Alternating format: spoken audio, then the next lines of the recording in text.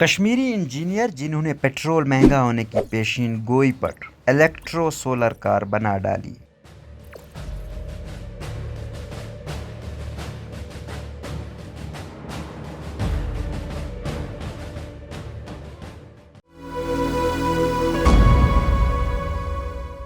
ریاض مسرور کے مطابق پیٹرول مہنگا ہونے کی پیشین گوئی اخبار میں پڑھی تو انڈیا کے زیر انتظام کشمیر کے ایک انجینئر نے سولر کار بنانے کا بیڑا اٹھایا اور 13 سال میں الیکٹرو سولر کار بنا ڈالی۔ 40 سالہ کشمیری انجینئر بلال احمد میر نے جذباتی انداز میں کہا، میں نے بغیر پیٹرول یا ڈیزل کے سولر انرجی پر چلنے والی کار تو بنا دی ہے، لیکن میرے پاس پیسے نہیں ہیں۔ میرے پاس بھی پیسے ہوتے تو میں انڈیا کا ایلون مسک ہوتا، لیکن 13 سال تک اس انوکھے آئیڈیا پر دن رات کام کرنے اور نجی کوچنگ سینٹروں میں بچوں کو پڑھا کر کمائے گئے لاکھوں روپے اس منصوبے میں جھونکنے کے باوجود بلال آج بھی خوش ہیں۔ وہ کہتے ہیں کہ میں نہیں کہتا کہ یہ پرفیکٹ کار ہے، لیکن حکومت نے اسے پیٹنٹ بھی کیا ہے۔ اس میں آگے کام کرنے کے لیے مجھے مناسب پلیٹ فارم چاہیے، تب جا کے یہ کام لوگوں کے لیے راحت بنے گا۔ بلال کہتے ہیں کہ بجلی پر چارج کرنے کے بعد اس گاڑی کے چاروں طرف لگے سولر پینل سورج کی روشنی سے 3 گھنٹے تک چارج ہوتے ہیں، جس کے بعد یہ 200 کلومیٹر تک چل سکتی ہے اور اس کی رفتار 150 کلومیٹر فی گھنٹے تک بھی جا سکتی ہے۔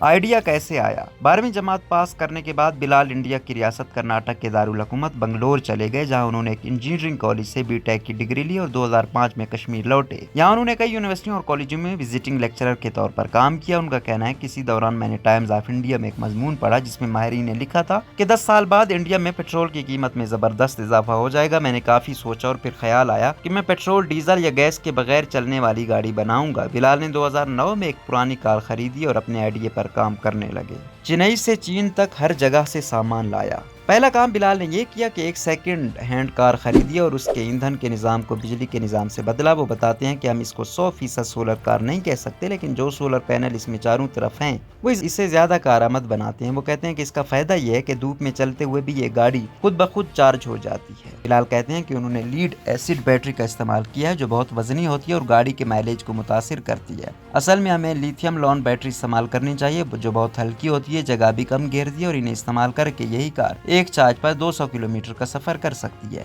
ریموٹ سینسر سے لے کر ہائیڈرولک پمپس اور آٹو سینسر جیسے ساز و سامان کے لیے بلال نے کئی سال سفر کیے۔ وہ کہتے ہیں کہ مجھے جو یہاں سے ملا میں نے لیا۔ یہاں مجھے جو سولر پینلز ملے وہ پالی کرسٹلن تھے اور وہ جلدی چارج نہیں ہوتے تھے۔ پھر میں جنوبی انڈیا میں چنئی گیا، وہاں سولر توانائی کے ایک ماہر نے مجھے معیاری پینلز کا پتہ بتایا۔ پھر ہر جگہ سے تھوڑا تھوڑا سامان لیا، یہاں تک کہ بہت سارے اوزار اور چیزیں میں نے چین سے منگوائیں۔ اس گاڑی کے دروازے آگے کے بجائے اوپر کی طرف کھلتے ہیں۔ اس کی بلال 2 وجوہات بتاتے ہیں۔ تو مجھے ایسی گاڑی بنانے تھے جس پر پیٹرول یا ڈیزل کا خرچہ نہ ہو۔ بجلی پر چلنے والی ایسی گاڑیاں بنائی جا رہی ہیں لیکن لگژری نہیں۔ میں نے برطانیہ کی ڈولرین موٹر کمپنی کی مشہور گاڑی کو اپنا ماڈل بنایا۔ دروازے اوپر کی طرف کھلنے سے یہ کار شاہانہ دکھتی ہے اور دوسرا فائدہ یہ ہے کہ ان دروازوں پر سولر پینل لگے ہیں۔ دھوپ میں دروازہ اوپر کریں تو گاڑی چارج بھی ہو جاتی ہے۔ سابق وزیر اعلیٰ عمر عبداللہ بلال کی گاڑی کی تصویر کو ٹویٹ کرتے وقت لکھا، سولر کار کے ڈیلیورین سٹائل دروازے واقعی مستقبل کی طرف۔ کشمیر میں قائم نیشنل انسٹی ٹیوٹ آف ٹیکنالوجی کے پروفیسر غلام محمد بٹ نے بلال کی کئی سال تک حوصلہ افزائی کی۔ انہوں نے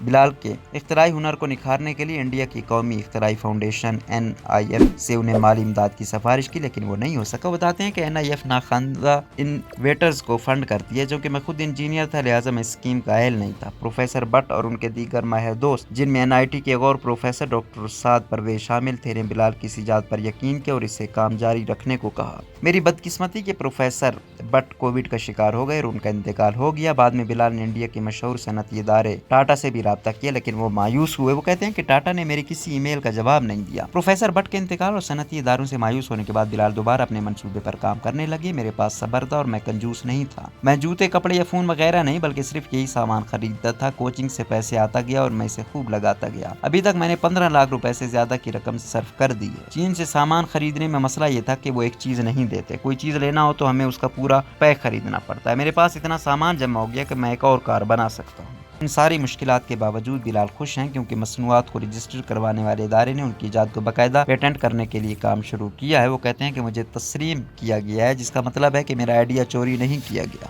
بس اب کچھ دفتری لوازمات ہیں جس کے بعد میری ایجاد مکمل طور پر پیٹنٹ ہوگی۔ پھر مجھے ایک پلیٹ فارم چاہیے ہوگا۔ ایلون مسک کے پاس وسائل بھی ہیں اور پلیٹ فارم بھی۔ مجھے بھی وہ سب مہیا کیا جائے تو میں بھی انڈیا کا ایلون مسک بن سکتا ہوں۔ روزنامہ قدرت کی ویڈیو دیکھنے کے لیے ابھی YouTube چینل پر سبسکرائب کریں اور بیل آئیکن پر بھی کلک کریں۔